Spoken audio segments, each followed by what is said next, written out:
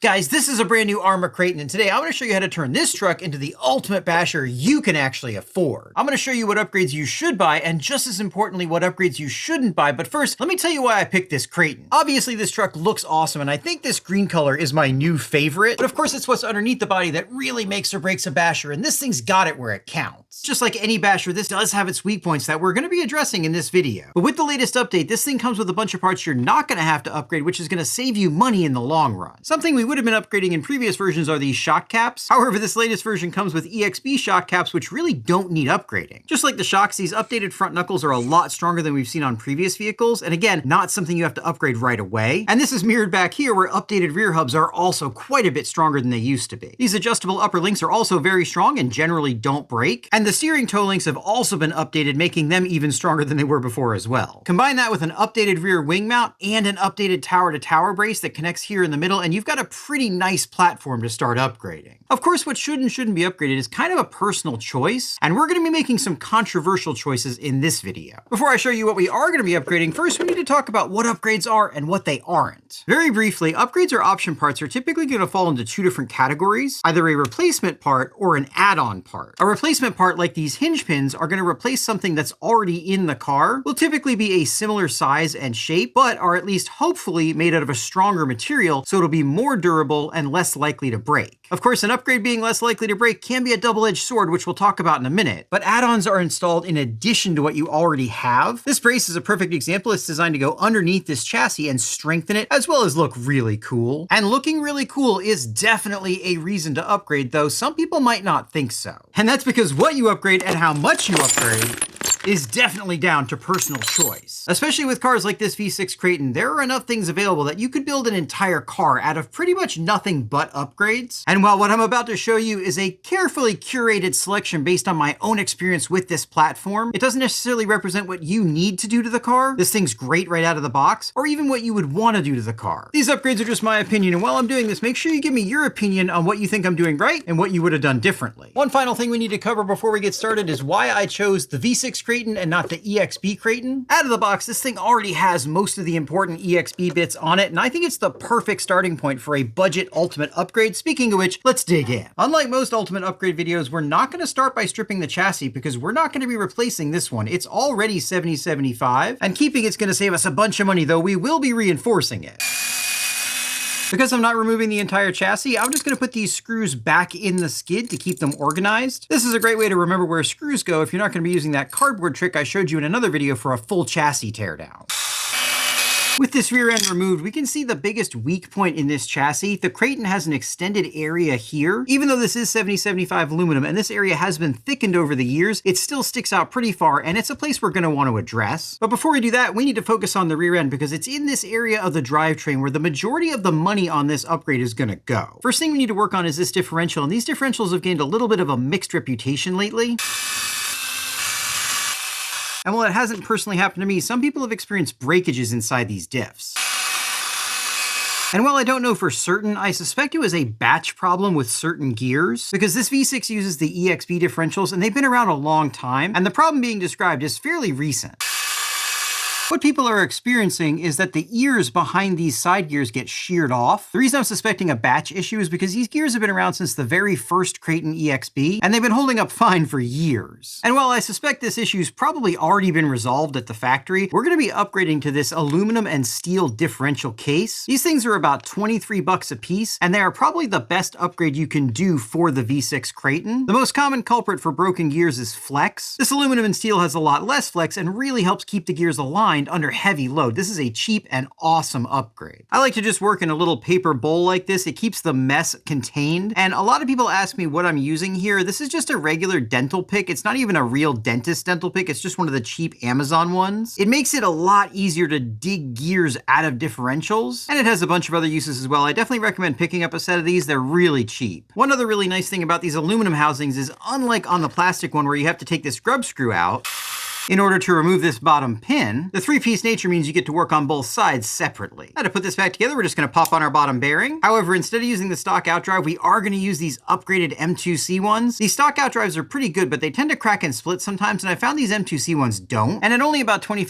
they're going to make our total upgrade cost per differential about 50 bucks. Of course, that's not nothing, but that doesn't fit. Hang on a second. Turns out I actually grabbed a non-EXP differential case. They look pretty similar, though the EXP cases are a little bit smaller in diameter, and more importantly, have a larger hole for the output cup to go through. So if you're following along at home for these V6 Kratons, make sure you get ARA 311061 to get the EXP case and not the standard old style one. Finishing up this side's pretty easy. We just put the shim and seal stack in, put our cross pin in. You can see just how much easier this is than working down inside that old differential cup. Reinstall our side gear, and then after installing our new gasket, of course, there's going to be one on either side, we put our center section in. It's really important not to get any differential fluid down in these screw holes or on the screw threads because it will interfere with your thread locker. I'm just using Vibratite gel here. This stuff works really well and stays a lot cleaner than liquid thread locker does.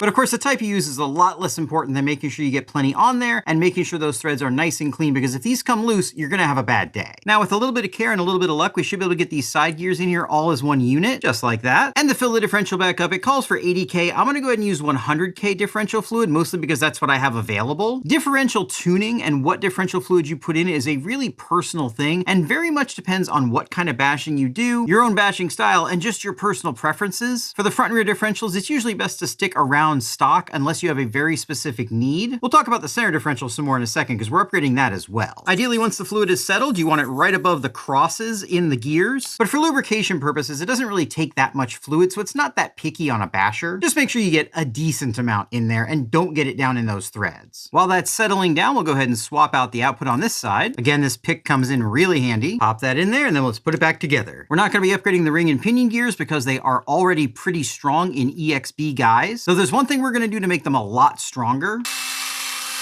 And that's going to be to make sure our gear mesh is as tight as it can be. Because no matter what gears you're working with, whether it's these differential gears or these gears we're going to be using as an example, the mesh is critical to strength. The gear mesh is how close or how far apart the gears are, and that's measured using something called backlash. Backlash is basically how much the gears can move in relationship to each other. And even gears this size will probably only have a couple of thousandths of an inch of backlash, which is smaller than the size of a human hair. So for practical purposes, that's about as close together as you can get them without them physically binding. The reason that's so important is because the more backlash you have, the further the teeth physically are apart and the less tooth engagement you have. Using these larger gears, you can see if they're only touching here, you've only got a little bit of meat actually making contact, and that's where all your strength goes. If it's down here closer to the root, you get the whole strength of that gear tooth profile. Because of what's known as tolerance stack up, and that's basically variation in all the parts that actually set where these gears are in space, each car could have a different backlash out of the box, and especially after you start replacing parts. To check, it's pretty simple. We just put the differential in place, hold on to the pinion gear, and wiggle it back and forth. See how it's got a little bit of movement like that? We're going to check that in a few places, and we can see that there is movement all the way around. We might be able to improve this. To do that, we're going to use these shims, and these go on the outside of the bearings to physically push the differential one way or the other. These particular shims are 16 millimeters OD, that's outside diameter, and 13 millimeters ID, that's inside diameter. And you can get these shims on Amazon, though they do come with most of these cars. I'm just going to slip one on the ring gear side to push the differential closer to the pinion gear, and we'll try again. The shims will come in different sizes, but with that particular shim in there, this feels pretty good. If you want to be sure, you can keep shimming until you feel a binding and then back off. But I know that when the cover goes on, it's actually going to get a little bit tighter because it gets squeezed together. So this feels just about right. Depending on your particular tolerance stack up, you might not need to shim at all.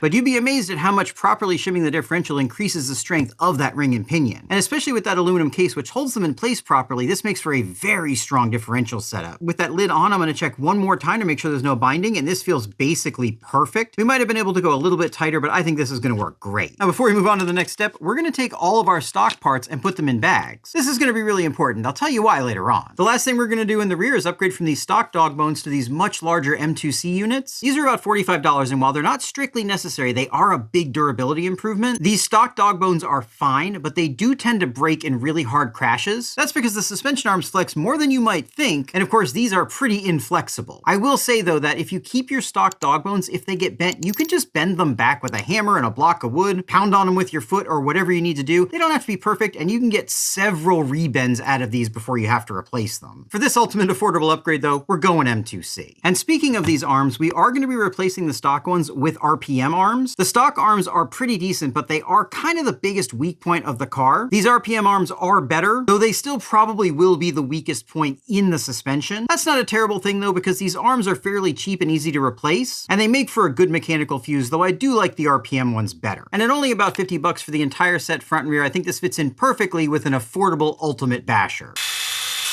These arms and a lot of the associated hardware are one-sided, and everything goes in a specific spot. So I found the easiest way not to get confused is just do one side at a time. That way you've still got the other side to reference, and you won't get mixed up as to what goes where.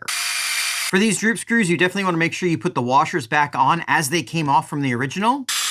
Limiting the droop is really important to help prevent those axle cups from breaking.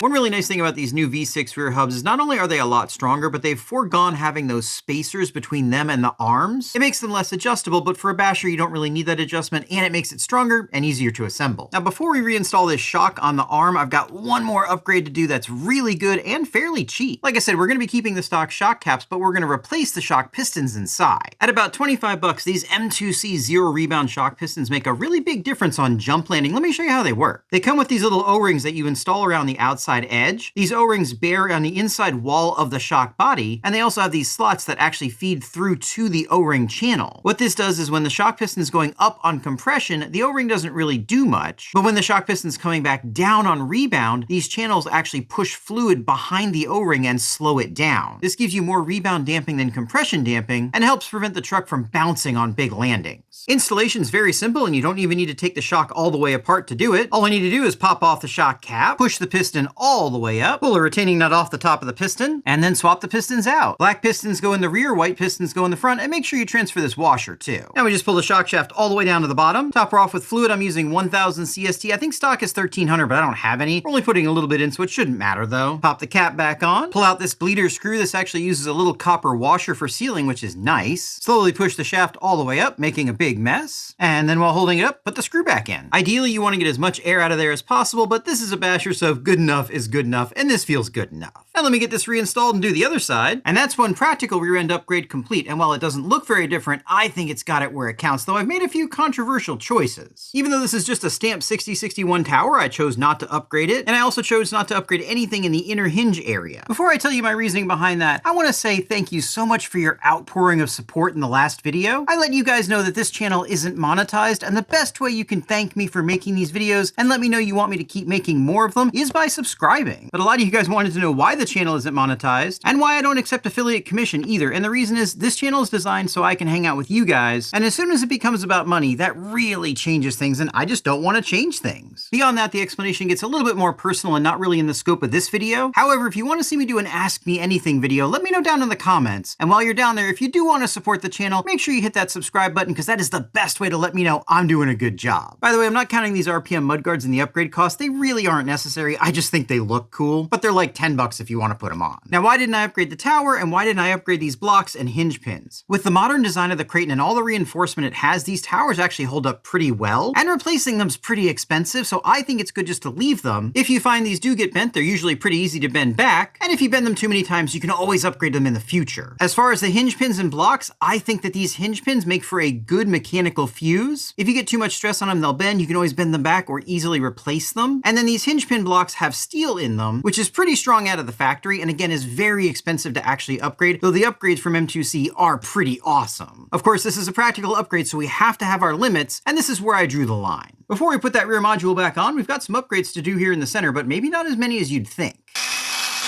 Starting off with the center differential. We were gonna swap out for another one of these aluminum differential cases, but now I only have two because I ordered one of the wrong ones. So we're just gonna pretend we did it, and the reason I usually do is because these plastic cases can melt when they get really hot, and sometimes these center differentials do get really hot. Though these don't do it nearly as much as the fully open ones, as these are limited slip. They've got the actual limited slip plates in here, and that prevents them from moving quite as much internally. And I'm actually gonna slow it down even more with a touch of 20 million. Arma does not recommend going over 100K with these limited slip plates, so I'm also not gonna recommend doing this, but I've done it a bunch of times and it's fine. And yes, whatever fluid you put in there, even this thick putty will mix with what's in there already and make a homogeneous mixture that is the average of the two. Now, speaking of material properties, if you haven't hit that bell to get notified of future videos, now's the time you should do it, because I've got a video coming out in a couple of days, and it's not only going to revolutionize RC upgrades, but it may very well revolutionize the way we make everything. I promise it's something you've never seen before, and you're not going to want to miss it. Now, here's where things might get really controversial, because the only part of these electronics I'm upgrading are these two fans. I personally think for most bashers, this motor, this ESC, and even this servo are going to be sufficient. Obviously, you can upgrade things if you want, but I think for this practical upgrade, leaving them stock is the best way to go. However, these stock fans do leave a lot to be desired, and at 20 bucks for the pair, I think these aluminum case fans off Amazon are a great upgrade. They're more powerful and they're a lot more durable. In my experience, these are available under a bunch of different brands, and as long as you get ones that look like this, it doesn't really matter. These are both 35mm in this truck, and upgrading them is as easy as taking the old one out and putting the new one in. A couple things to note about these fans. First, the polarity of this plug seems to be completely random, so if for some reason the fan doesn't spin when you turn it on, just flip the plug over, or if it doesn't fit properly, you might need to swap these two pins. Make sure you pay attention to that on first startup though, because if the polarity is backwards, it can burn the fan up fairly quickly. And the other one is, depending on which exact fan you get, it can be pretty difficult to fit it under this shroud. The easy solution to that is just put it on top, get longer screws, and you're good to go. You could even leave the stock fan in there, though I don't necessarily recommend it. And that's pretty much it, guys. That's all we're gonna do here in the center section. I think these electronics are fine out of the box, and even the battery strap they include on the V6 is very strong. This is one of the reasons why I recommend this truck as a starting point, because these electronics are pretty good, and not having to upgrade them saves you a lot of money. And now pulling the front end off, we're gonna do with it basically the exact same thing we did with the rear end, and drop it right back in the chassis. Just like that. And once again, while it doesn't seem like a lot has changed, this front end is going to be a lot stronger, but there's a couple things I want to mention to you. We are running the M2C CVD shafts in the front, and I went with the 1mm extended shafts. This helps prevent them from popping out of the output cups. In order to do that, you have to take this cross pin out, and in order to take the cross pin out, you have to remove a grub screw out of the end of the shaft. Sometimes these grub screws have a lot of thread lock on them, and in the case of this, even down into the socket. It's usually not enough to jam things up, but if you don't clean this socket out, your tool's not going to get down into it as far as it needs to, and it'll probably end up stripping out. Fortunately, if this happens in this particular case, you can clean this out and then get a better bite on it, but it might be a good idea to heat this up a little bit before you take it off so that that thread locker comes off easier. Just like with the rear end, we did not upgrade the shock tower, and I also didn't upgrade this plastic tower to chassis brace. However, in the rear, we are going to spend the $32 to install this M2C 7075 piece. The reason we're going to upgrade the reinforcement in the rear and not in the front is because the front's already pretty heavily reinforced. It's fairly short, the chassis is pretty wide, and there's a lot going on here already. In the rear, we've got this big open tapering gap, and that makes it quite a bit more susceptible to getting bent. And to go along with that, we're going to use this awesome M2C rear chassis brace. Not only does this act as an extended skid and really strengthen this area, but it looks really, really cool, and that is important. This is going to cost us about 38 bucks.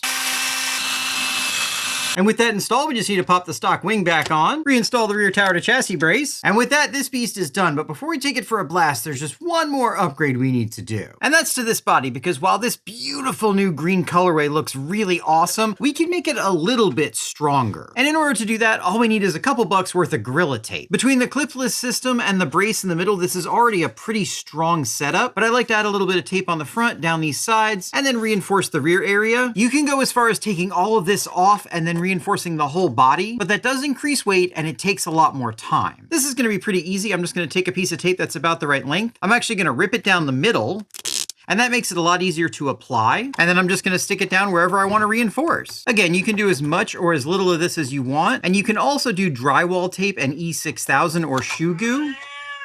Ultimately, it's just gonna be down to your personal preference of how much time you wanna spend and how much weight you wanna add. Once you've got tape in the areas you want, I find it's a really good idea to use a hairdryer or a heat gun to activate the adhesive. Softening everything up makes it stick a lot better and makes it last a lot longer. And then finally, before we can put that body on this upgraded chassis, we've got one more thing to talk about, and that's tires. This is gonna be really easy because we're just gonna stick with the stock Copperhead 2s. These are excellent overall bashing tires. They're already vented from the factory and the wheels are sealed. This means any debris or water will get slung out by centrifugal force, so there's nothing we need to do but just put these back on, put our body on, and take this new Kraton for a rip. All right, first things first, we're gonna do a quick speed test. Not only is this gonna give us a top speed, but it also lets us see just how everything is working together before we take it out and bash it, because sometimes it can be hard to see how things are working when you're actually bashing.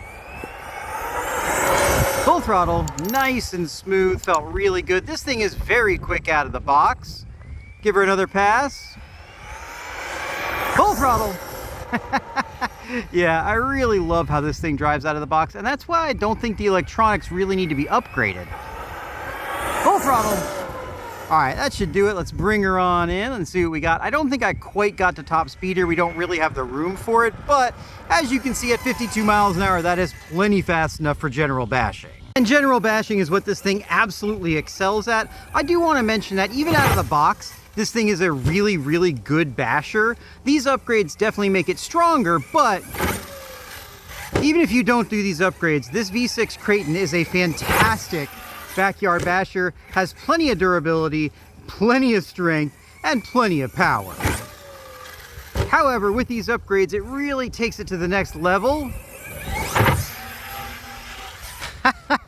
And this thing's a lot of fun. But this is the same V6 Kraton we know and love, and we know how it performs, so let's get down to brass tacks. What's this gonna cost you? As of right now, the car in the previous colors is on sale for $650, so that's the number I'm gonna go with. All the M2C upgrades we did are gonna run you about $240 total. Add on to that about $20 for the two fans, and the RPM arms, and all in all, we're looking at just under $1,000 for everything you see here. However, we still have our stock parts, and these are all brand new and probably worth about $50 if you decide to sell them. So that brings the total down to around $950, but let's just say it is $1,000 to be fair. While that is a lot of money, and you can get the EXP version for less money, this has a bunch of upgrades on it that the EXP version wouldn't have, and I think it strikes a very good balance for a serious build that doesn't completely break the bank. Again, I do know $1,000 is a lot of money, but I also want to reiterate that you don't need to do that. This car out of the box is going to be plenty durable for most people. And unless you know exactly what you want, I actually recommend you buy the car or any car, take it out, bash it, see what breaks, and then upgrade as you go. These projects are fun, but a lot of times you end up upgrading things you don't need and not upgrading things you do need because everyone bashes differently. Speaking of need, I need to get started on the next video, and you need to check out one of these.